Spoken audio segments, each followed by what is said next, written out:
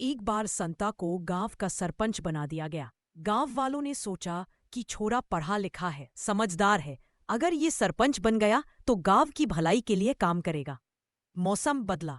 सर्दियों के आने के महीने भर पहले गांव वालों ने संता से पूछा, सरपंच साहब, इस बार सर्दी कितनी तेज पड़ेगी?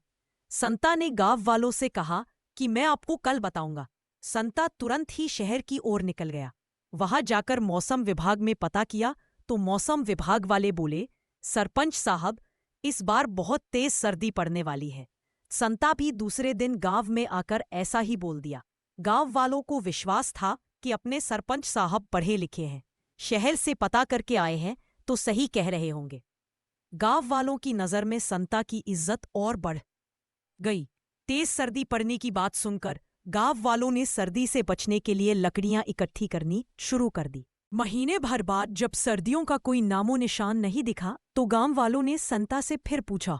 संता ने उन्हें फिर दूसरे दिन के लिए टाला और शहर के मौसम विभाग में पहुंच गया। मौसम विभाग वाले बोले कि सरपंच साहब, आप चिंता मत करो, इस बार सर्दियों के सारे रिकॉर्ड टूट जाएंगे। संता ने ऐसा ही गांव में आकर बोल दिया। संता की बात सुनकर गांव वाले पागलों की तरह लकड़ियां इकट्ठी करने लग गए।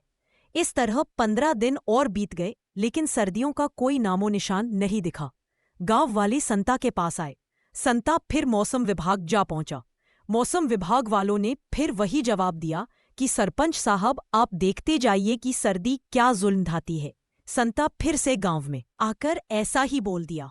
अब तो गांव वाले सारे काम धंधे छोड़कर गांव वाली संता को कोसने लगे। संता ने उनसे एक दिन का वक्त और मांगा। संता तुरंत मौसम विभाग पहुंचा तो उन्होंने फिर ये जवाब दिया कि सरपंच साहब, इस बार सर्दियों के सारे रिकॉर्ड टूटने वाले हैं। अब संता का भी धैर्य जवाब दे गया। संता ने पूछा, आप इतने विश्वास से कैसे कह सकते हैं? मौसम विभाग वाले बोले कि सरपंच साहब, हम पिछले 2 महीने से देख रहे हैं, पड़ोस के गांव वाले पागलों की तरह लकड़ियां इकट्ठी कर रहे हैं। इसका मतलब सर्दी बहुत तेज पड़ने वाली है। संता वही चक्कर खाकर गिर गया।